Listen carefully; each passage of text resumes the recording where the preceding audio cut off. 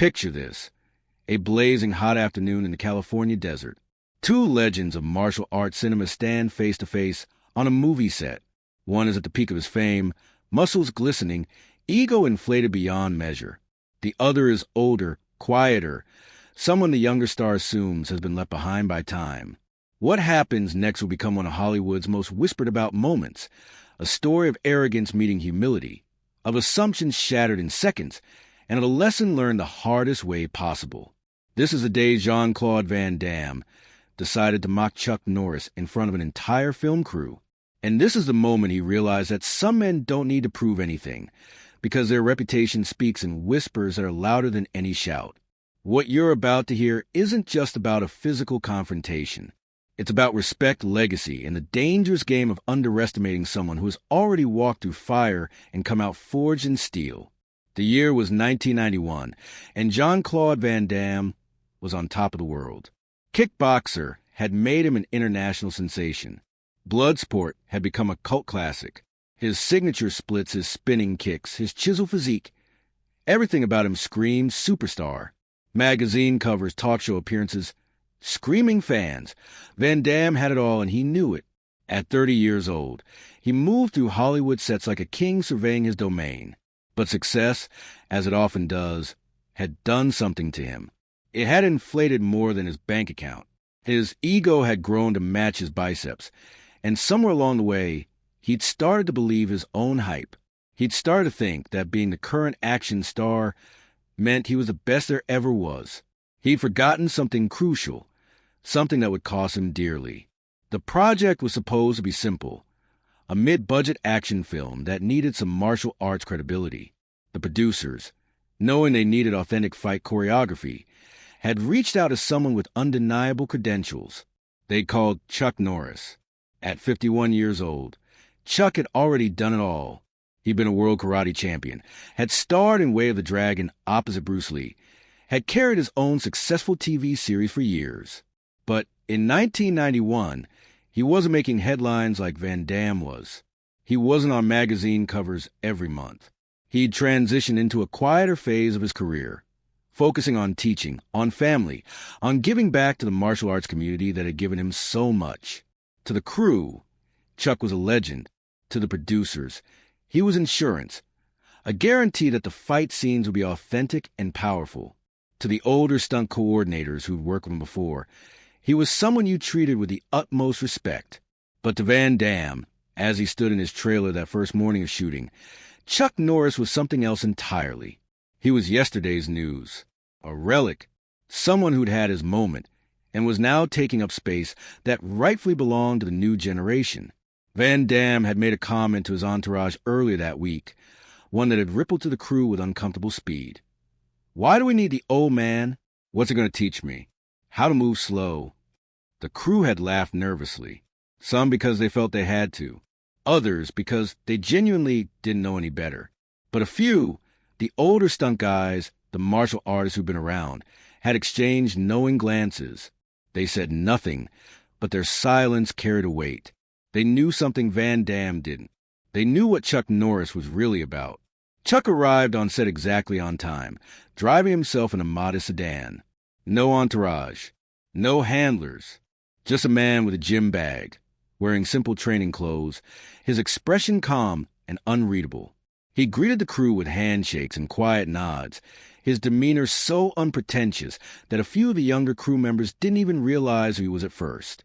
Van Damme watched from across the soundstage, arms crossed, a smirk playing at the corners of his mouth. He'd been working out before the call time, a strategic decision to make sure he looked pumped when the old man showed up. His muscles were swollen from the gym session, his tank top strategically chosen to showcase his physique. Everything about his posture screamed, "I'm the alpha here."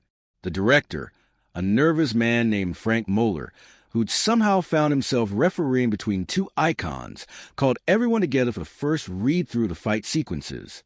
The plan was straightforward.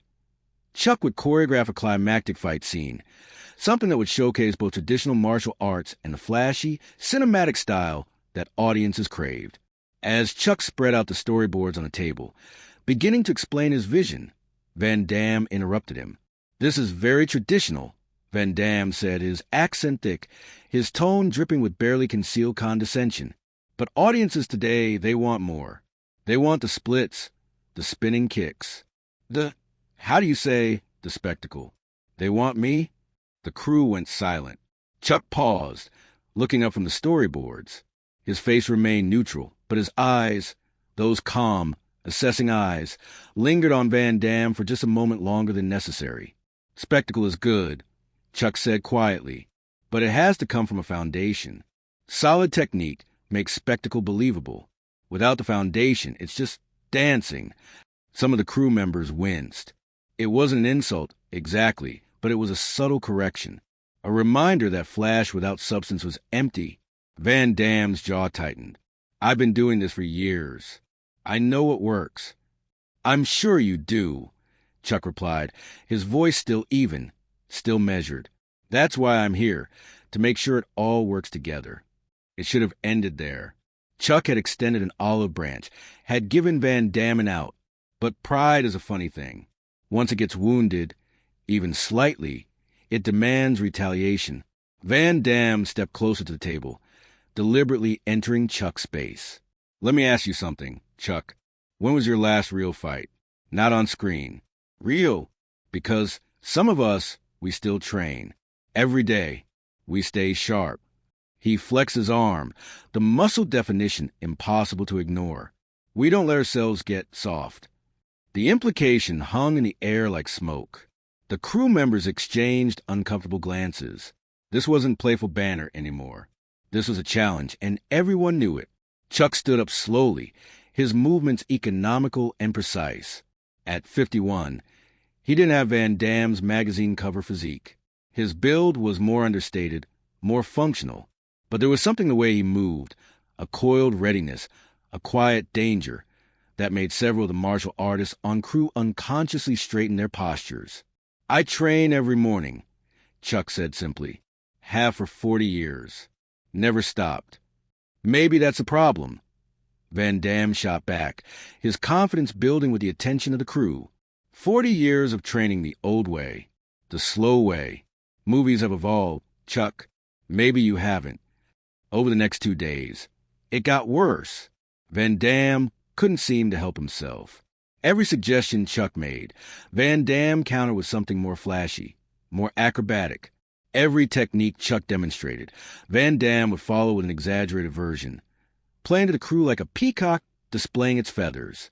During one particularly tense session, as Chuck was showing a traditional spinning back kick, Van Damme interrupted. That's good, Chuck. Very classical. But let me show you how we do it now. He launched into a jumping, spinning kick that ended in a split, landing perfectly. The younger crew members applauded. Van Damme stood up, brushing off his pants with theatrical flair. See? That's what audiences pay to see. Chuck had nodded, his expression unreadable. Impressive flexibility. It's not just flexibility. Van Damme had pressed. It's evolution. It's understanding that martial arts and film isn't about the old ways. It's about giving people something they've never seen. One of the older stunt coordinators, a man named Ray who'd worked with Chuck on multiple films, stepped forward. Jean-Claude, Chuck's choreography has been used in... Has been, Van Damme interrupted, laughing. Past tense. This is now. Chuck had excused himself shortly after, walking off the set without drama, without confrontation. But his departure left a strange tension in its wake. The younger crew members felt victorious on Van Damme's behalf. The older ones felt a creeping sense of dread. That evening, over dinner at a nearby restaurant, Ray cornered Van Damme in the parking lot. You need to show Chuck some respect, Ray said, his voice low and urgent. Van Damme laughed, still riding high on the day's victories. Respect? I give him respect. But he needs to understand this is my set, Ray. I'm the star. He's a consultant. There's a hierarchy. You don't understand who you're dealing with, Ray insisted. Chucknorris isn't just some old-timer. That man has forgotten more about fighting than most people will ever learn. He was winning world championships when he was 25. He taught Steve McQueen. He went toe-to-toe with Bruce Lee. And more than that, Ray leaned in closer. He's a 6-time undefeated karate world champion. 6 times. Never lost. And unlike most fighters who transition to movies, Chuck never stopped training like a competitor. Do you understand what I'm saying? Van Damme's smile faltered slightly, but his pride wouldn't let him back down. That was decades ago. Championships don't mean anything on a movie set. I'm not afraid of an old man's reputation.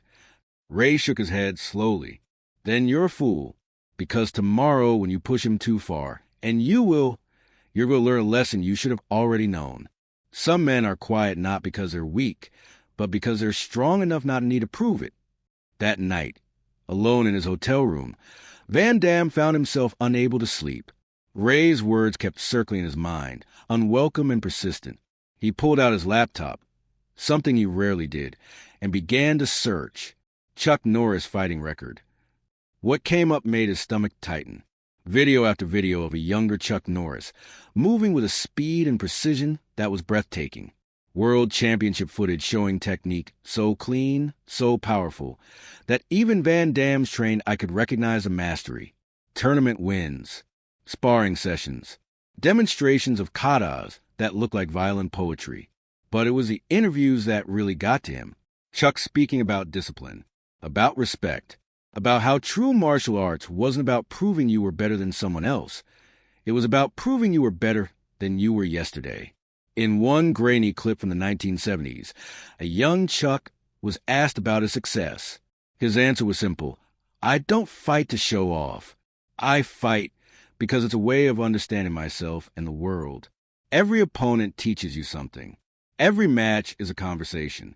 And the most important thing martial arts has taught me is that you have nothing to prove to anyone but yourself. Van Damme closed the laptop, a strange feeling creeping through his chest. It wasn't quite shame, not yet, but it was close. It was the first crack in his armor, the first whisper of doubt in his absolute certainty. But by morning, fueled by another intense workout and surrounded by his yes men, the doubt had faded. Pride is a powerful drug, and Van Damme had been using it for years. He convinced himself that what he'd seen was just history. Great for its time, sure, but irrelevant now. He arrived on set that morning determined to cement his dominance once and for all. Chuck was already there, going through a warm-up routine in a corner of the soundstage. His movements were fluid, economical, each technique executed with perfect form. No wasted motion, no theatrical flair, just pure, functional martial arts. Van Damme watched him for a moment, then turned to his assistant. Get everyone together. I want to run through the fight scene. My version. Let's show Chuck how it's done. The crew assembled, forming a loose circle around the practice area. Van Damme stood in the center, radiating confidence. Chuck was off to the side, observing quietly, his arms crossed. All right, Van Damme announced, his voice carrying across the soundstage. I've been thinking about this scene, and I have some ideas. Frank, roll cameras. I want to capture this. The director looked uncertain, but nodded to the camera operator. Van Damme launched into his routine, a spectacular display of spinning kicks, splits, acrobatic flips. It was impressive, undeniably so. The kind of thing that would look incredible on screen. He finished with his signature move, dropping into a full split and holding his arms out wide. Some of the crew applauded. Van Damme stood up, grinning. Then he turned to Chuck. That's how you make a fight scene memorable. Think you can keep up with that? Oh, man. The set went completely silent. The stunt coordinators looked at each other in disbelief. Even the grips, who normally didn't pay attention to the drama, stopped what they were doing. Chuck uncrossed his arms slowly. He didn't look angry. He didn't look insulted. He looked resigned, like he'd hoped it wouldn't come to this, but knew it inevitably would. Jean-Claude, Chuck said quietly, you're very talented. You don't need to prove anything to me. I'm not proving anything. Van Damme shot back. I'm just showing you the difference between then and now, between talking about fighting and actually being able to do it. Tell you what, his eyes glittered with reckless confidence. Why don't you show me something? Show me one of those championship techniques you're so famous for. Let's see if they still work. Ray, the stunt coordinator, stepped forward. Jean-Claude, this is a bad idea. Stay out of this, Ray. Van Damme snapped. Then, turning back to Chuck, unless you can't? Unless all those championships were just luck and good timing. Something shifted in Chuck's eyes. Not anger, not offense, just a kind of quiet decision. The moment when a man who has been endlessly patient finally decides that patience has run its course. All right, Chuck said softly, if that's what you need. He walked to the center of the practice area, moving with that same economical grace. Van Damme followed, confidence radiating from every pore. The crew tightened their circle, sensing that something significant was about to happen. Light contact, Chuck said, just to demonstrate. Whatever you say, Chuck, Van Damme replied, bouncing on his toes, hands up in a loose fighting stance. What happened next took less than 3 seconds, but for everyone watching, it would replay in their mind for years. Chuck moved, not with flash, not with dramatic buildup. He simply shifted forward, his body moving as a unified whole, decades of training making every muscle fire in perfect sequence. His hand came up, not fast enough to be threatening, but fast enough to be unstoppable, and tapped Van Damme's jaw with what looked like negligible force. Van Damme's head snapped back slightly. Then Chuck's foot swept Van Damme's lead leg, a perfectly executed basic technique. Van Damme, caught completely off balance, fell backward. Chuck's hand shot out, catching him by the shoulder before he hit the ground, controlling the fall so that Van Damme landed firmly but safely on his back. Chuck stood over him for just a moment, his expression calm, almost kind. Then he extended his hand. That's called a basic combination, Chuck said quietly. I learned it 40 years ago. It still works. The entire soundstage was silent, except for the hum of the equipment. Van Damme, lying on his back, looking up at Chucknorris's extended hand, finally understood. His face flushed, not with anger, but with shame. Pure, unadulterated shame. All his posturing, all his mocking, all his assumptions about age-diminishing skill, all of it crumbled in the space of 3 seconds. He'd been handled, gently, almost paternally, by someone who could have hurt him but chose not to, by someone who'd been holding back, not out of weakness, but out of kindness, by someone who had nothing to prove because he'd already proven everything decades ago. Van Damme took the offered hand. Chuck pulled him up effortlessly.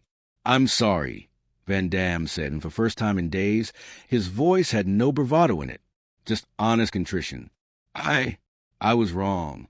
Chuck nodded once. We all learn. That's what this is about. Always learning, always growing. Your talent is real, Jean-Claude. You don't need to put others down to make it shine brighter.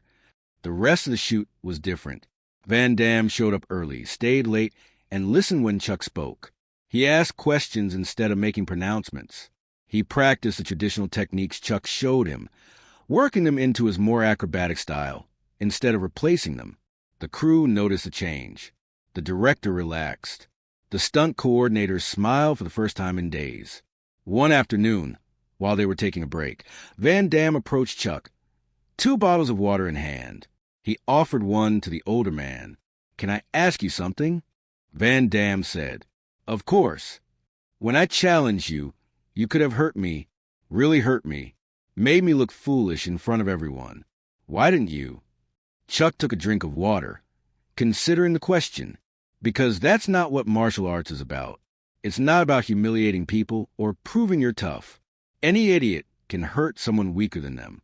The real strength is in control, in knowing when to act and when to hold back, in understanding that sometimes the most powerful thing you can do is show mercy. Van Damme nodded slowly. My teacher in Brussels told me something similar once. I guess I forgot it. We all forget sometimes, Chuck said. Success can make you deaf to old wisdom, but you're remembered. That's what matters. How do you do it? Van Damme asked. Stay humble when you've accomplished so much. Chuck smiled. Because I remember all the people who taught me, all the matches I lost before I started winning, all the masters who were better than me and probably still are. When you really understand martial arts, you realize you're always a student. There's always someone better, always something new to learn. The moment you think you've arrived is the moment you start declining. Those words hit Van Damme hard. He'd spent so much time thinking he'd arrived, that he was a pinnacle, that he had nothing left to learn, and in believing that, he'd stopped growing. By the end of production, the fight scene they created together was something special. It blended Van Damme's cinematic flair with Chuck's technical precision, creating something that was both entertaining and authentic. The producers were thrilled. The footage looked incredible. But more importantly, something had changed in Van Damme. The crew could see it, the way he carried himself, still confident, but without the desperate need to dominate every room. The way he treated people, with more respect, more genuine interest in what they brought to the table. On the last day of shooting, as they were wrapping up, Van Damme sought Chuck out one final time. "Thank you," he said simply, "for the lesson, for not embarrassing me when you could have, for treating me with respect even when I didn't deserve it." Chuck shook his hand firmly. "You're going to have a long career, Jean-Claude, but it'll be longer and more meaningful if you remember. Being strong doesn't mean making others feel weak. Real strength lifts others up." The two men stood there for a moment, an understanding passing between them that didn't need words. Van Damme had come to the set thinking he had everything figured out. He was leaving with something far more valuable than his ego. He was leaving with wisdom. In the weeks that followed, Van Damme found himself thinking about that moment constantly. Not the embarrassment of being put on his back, but the grace with which Chuck had handled the entire situation. The older man could have used that moment to humiliate him, to assert dominance, to prove once and for all who the real master was. Instead, he'd chosen education over humiliation. He'd chosen to build up rather than tear down. Van Damme began to approach his work differently. On his next film, when a young stunt performer tried to show him up with an elaborate kick, Van Damme's first instinct was to retaliate with something even more impressive. But then he remembered Chuck's calm eyes, his gentle correction, his patient wisdom. Instead, Van Damme complimented the young man's technique and asked him to show it again so he could learn from it. The stunt performer had been shocked. The crew had been shocked. But Van Damme felt something he hadn't felt in years. The joy of learning, of growing, of being part of something bigger than his own ego. He started reaching out to other martial artists, not to compete with them, but to learn from them. He began to see his colleagues not as threats to his status, but as teachers with different perspectives. His performances improved because they became more authentic, more grounded in real technique, rather than just spectacle. And whenever someone asked him about working with Chucknorris, Van Damme would get a distant look in his eyes, a small smile on his face. "That man taught me the most important lesson of my career," he'd say. "He taught me that the strongest warriors are the ones who have nothing left to prove. They move through the world with quiet confidence, secure in who they are. They don't need to be the loudest voice in the room, because their actions speak louder than any words ever could." Years later, Van Damme would tell this story in interviews, his voice tinged with the kind of humility that only comes from genuine transformation. He'd laugh at his younger self, shake his head at the arrogance, and always end with the same message. "I thought I was on top of the world, but I didn't understand what real mastery looked like. Chuck taught me that the loudest person in the room is rarely the strongest." The story became legend in Hollywood martial arts circles. A cautionary tale about ego. A reminder that respect isn't given because of age. It's earned through skill, character, and the wisdom to know when to act and when to hold back. Chucknorris, characteristically, rarely spoke about the incident. When asked, he'd simply say, "Jean-Claude is a talented guy. We worked together, and we both made each other better. That's how it should be." But those who were there never forgot. They never forgot the moment when flashy met fundamental, and learned that flash without foundation is just empty air. They never forgot the grace with which Chuck handled someone who disrespected him. And they never forgot the courage it took for Van Damme to admit he was wrong and change his ways. The moral of this story isn't complicated. The people who have truly mastered something rarely need to prove it. They move through the world with quiet confidence, secure in what they know, unbothered by the need for external validation. Meanwhile, those who shout the loudest about their abilities are often the ones who doubt them most. Respect isn't demanded. It's earned through action and character. Humility isn't weakness. It's the mark of someone secure enough not to need constant validation. And true strength isn't about dominating others. It's about having the power to hurt, but choosing instead to heal, to teach, to lift others up. Van Damme learned all of this in 3 seconds on a soundstage in 1991. But the lesson has lasted a lifetime, because in the end, legends don't need to announce themselves. Their presence does the talking. And those who understand true mastery know one simple truth. The most dangerous person in the room is often the quietest, not because they're weak, but because they're strong enough not to need you to know it.